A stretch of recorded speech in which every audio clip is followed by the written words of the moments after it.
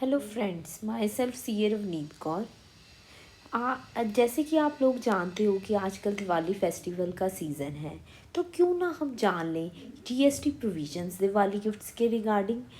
तो सबसे पहले हम डिस्कस करेंगे इस वीडियो में meaning of supply under GST. कोई भी ट्रांजैक्शन को सप्लाई मानने के लिए उसमें ये 6 एलिमेंट्स होने ज़रूरी हैं। सबसे पहला element, there should be supply of goods और सर्विसेज। जैसे कि आप जानते हो जीएसटी गुड्स और सर्विसेज पे ही लगता है, तो अगर आपकी सबसे पहले सप्लाई होनी चाहिए गुड्स और सर्विसेज की। Supply of anything other than goods और services does not attract GST. और वो supply, second one is supply should be made for a consideration. अगर आप कोई भी गुड और सर्विस सप्लाई कर रहे हो तो उसकी रिटर्न में आपको कैश या काइंड में कंसिड्रेशन आनी चाहिए। Third one is supply should be made in the course और फर्दरेंस ऑफ बिजनेस। जो सप्लाई आप गुड्स और सर्विसेज की कर रहे हो, that should be part of your business. Supply should be made by a taxable person. जो person GST के अंडर रजिस्टर्ड है, supply should be made by that person. Supply should be a taxable supply. जो supply आप कर रहे हो goods और services, that should be taxable under the GST act. Sixth one is supply should be made within the taxable territory. As per GST Act, taxable territory means India excluding Jammu and Kashmir. तो कोई भी transaction को हम supply तभी मानेंगे जब उसमें ये 6 एलिमेंट्स प्रेजेंट होंगे। नेक्स्ट स्लाइड में हम डिस्कस करेंगे कि शेड्यूल वन में कुछ एक्टिविटीज़ ऐसी दी गई हुई हैं जो कि हम इवन विदाउट कंसिड्रेशन करें तो हम उसको सप्लाई मानेंगे। जैसे कि आपने पिछली स्लाइड में देखा कि सप्लाई को, किसी भी ट्रांजैक्शन को सप्लाई मानने के लिए there should be some consideration, but even if there is no consideration, even then that activities will be regarded as supply. अब जैसे कि आप जानते हो, मैं इस वीडियो में सिर्फ गिफ्ट्स की टैक्सेबिलिटी डिस्कस कर रही हूँ अंडर जीएसटी, तो मैं शेड्यूल 1 में जो भी प्रोविजंस रिगार्डिंग गिफ्ट्स होंगे सिर्फ वही डिस्कस करूँगी। सबसे पहले सप्लाई ऑफ गुड्स और सर्विसेज और बोथ बिटवीन रिलेटेड पर्सनस और distinct persons as specified in section 25 when made in the course और फर्दरेंस ऑफ बिजनेस। अगर कोई भी सप्लाई रिलेटेड पर्सनस के बीच में है, ए और बी रिलेटेड हैं आपस में, तो इसमें इन दोनों ने आपस में गिफ्ट्स एक्सचेंज किए हैं, सप्लाई हो रही है गुड्स की, बट कोई भी कंसिड्रेशन नहीं है, even then it will be regarded as a supply. अब इसकी एक एक्सेप्शन है जो सेकंड पॉइंट में मैंने दी है यहाँ पे, provided that gifts not exceeding 50,000 rupees in value in a financial year by an employer to employee shall not be treated as supply of goods or services or both। इसमें ये बताया गया कि अगर एम्प्लॉय को कोई भी गिफ्ट देता है जिसकी वैल्यू 50,000 के ऊपर नहीं है, नॉट एक्सीडिंग 50,000 इन अ एक फाइनेंशियल ईयर में कोई एम्प्लॉय को गिफ्ट दे रहा है जिसकी वैल्यू 50,000 के एक्सीडिंग नहीं है, तो हम उसको सप्लाई नहीं मानेंगे और उस पर जीएसटी नहीं लगेगा। Next is availment of ITC. किसी भी गुड को आपने परचेज किया है यूज़ करने के लिए for the supply of goods और सर्विसेज जिसका आप बिजनेस कर रहे हो, तो हम उस पर आईटीसी क्लेम कर सकते हैं। सपोज आपने गुड बनानी है सी, तो आपने ए परचेज की है, बी परचेज की है सी को बनाने के लिए, तो आपने जब ए और बी परचेज की होगी आपने उस पर जीएसटी पे किया होगा परचेज के टाइम पे, तो आपको उसका आईटीसी मिल जाएगा provided you have fulfilled the conditions of section 16। Detail में हम सेक्शन 16 की किसी और वीडियो में डिस्कस करेंगे कंडीशंस। अभी के लिए आपके लिए रेलेवेंट है टैक्सेबिलिटी ऑफ गिफ्ट्स, तो उसके लिए आपका वो फर्स्ट सेकंड पॉइंट जो मैंने इस स्लाइड में एक्सप्लेन किया वो ही रेलेवेंट है। Every registered person is eligible to avail credit of input tax charge on any supply of goods or services which are used in the course or furtherance of business। जैसे कि मैंने आपको बताया, अगर आपने सी बनानी है तो ए और बी, या सी को सेल करना है, रिटेल ट्रेड करना है, ए और बी खरीदी है सी को बनाने के लिए या सी को बेचने के लिए, तो आप ए और बी के परचेज के टाइम पे आपने उस पर जीएसटी पे किया होगा, उसका आप इनपुट पे अवेल कर सकते हो। जैसे सी पे अगर 10 रुपये आउटपुट टैक्स बना जब आपने वो बेचा, तो आप ऑलरेडी ए और बी पे 5 रुपये टैक्स पे कर चुके at the time of purchase, तो आपको इसका आईटीसी मिल जाएगा, तो आपको सिर्फ 5 रुपीज़ पे करने पड़ेंगे। इसका मतलब पर ये आईटीसी मिलेगा अगर आपने सेक्शन 16 की कंडीशंस फुलफिल की है।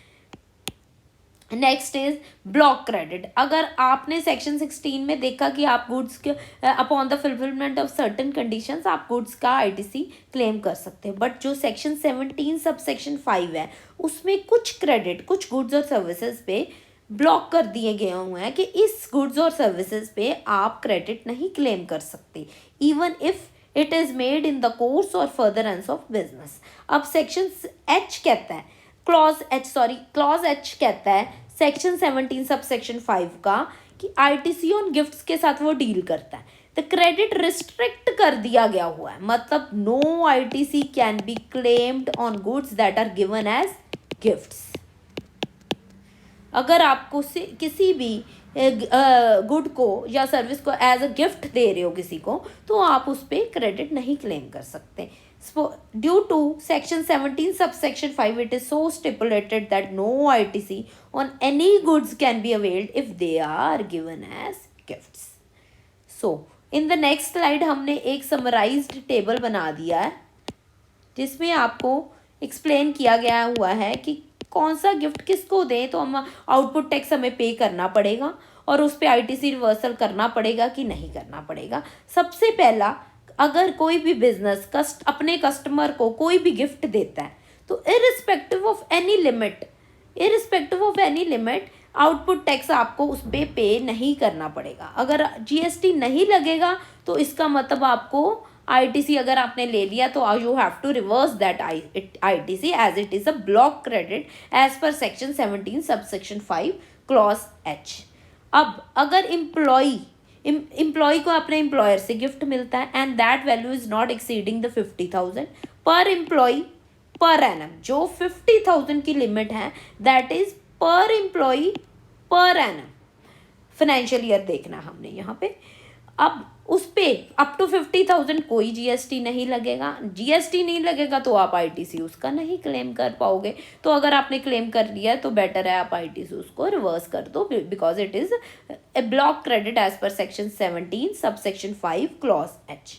अगर एम्प्लॉयर एम्प्लॉय को गिफ्ट देता है तो उसकी वैल्यू 50,000 एक्सीड कर गई हुई है per employee per annum, then it will be regarded as a supply और आपको उस पर जीएसटी पे करना पड़ जाएगा। जीएसटी पे किया है तो आप उसका आईटीसी अवेल कर सकते हो, आईटीसी रिवर्स करने की नहीं ज़रूरत, ITC you can avail ITC. Fourth one is other related person. Related person की डेफिनेशन में अगली स्लाइड में आपके साथ डिस्कस करती हूँ। रिलेटेड पर्सन को ए और बी आपस में रिलेटेड है, तो ए ने बी को गिफ्ट दिया, gift means supplies without consideration, it will be regarded as a supply and there will be no ITC reversal, means आपने यहाँ पे GST पे किया तो आप यहाँ पे ITC अवेल कर पाओगे। अब नेक्स्ट स्लाइड में मैं आपको बताती हूँ कि रिलेटेड पर्सन्स क्या होते हैं as per GST। Related persons have been defined in the GST act. One by one इस स्लाइड में हम डिस्कस करेंगे कौन कौन से persons will be regarded as related person as per GST act. First is officers और directors of one and others business. अगर A और बी हैं दोनों, ABC लिमिटेड में भी डायरेक्टर्स हैं या ऑफिसर्स हैं और PQR लिमिटेड में भी डायरेक्टर्स और ऑफिसर्स हैं, तो these companies will be regarded as related persons. ABC limited और PQR limited will be regarded as related person. Second one is such persons are legally recognised as partners in the business. अगर business में वो partners हैं then they will be related persons. Third one is employer और employee भी related person regard किया जाता है GST act के अकॉर्डिंगली। और fourth one is any person directly और इनडायरेक्टली ओन्स, कंट्रोल और holds 25% or more of the outstanding voting stock और शेयर्स और बोथ ऑफ देम। अगर आप डायरेक्टली या किसी पर्सन के थ्रू किसी भी बिजनेस में 25% या 25% से ज़्यादा ऑनरशिप होल्ड करते हो तो आप उस बिजनेस के साथ रिलेटेड हो, you will be regarded as related persons. One of them directly और इनडायरेक्टली कंट्रोल्स अदर। ए और बी हैं दो पर्सन्स, एक दूसरे के बिजनेस को डायरेक्टली और इनडायरेक्टली थ्रू किसी पर्सन के ये ऑनरशिप होल्ड करते हैं तो they will be regarded as related persons. अगर आप both of them are directly और indirectly controlled by a third person, आप लोगों को ए और बी है, सी इनको सी की 25% बी में है, 25% ऑनरशिप ए में है, तो ये तीनों ही आपस में रिलेटेड होंगे। अब टुगेदर डायरेक्टली और indirectly control a third person, C is a third person, A और B both are having 25% ownership in C. It means they A, B, C are related persons. They are members of the same family. So इसमें हमने इस slide में हमने discuss किया कि कौन कौन से पर्सन्स रिलेटेड पर्सन्स रिगार्ड किए गए हैं as per GST act. Thank you friends, hopefully आपको all the provisions related to GST समझ आ गई होंगी। आपका अगर कोई भी इसके रिगार्डिंग क्वेरी है तो आप कमेंट बॉक्स में मेरे को भेज सकते हैं। Thank you friends.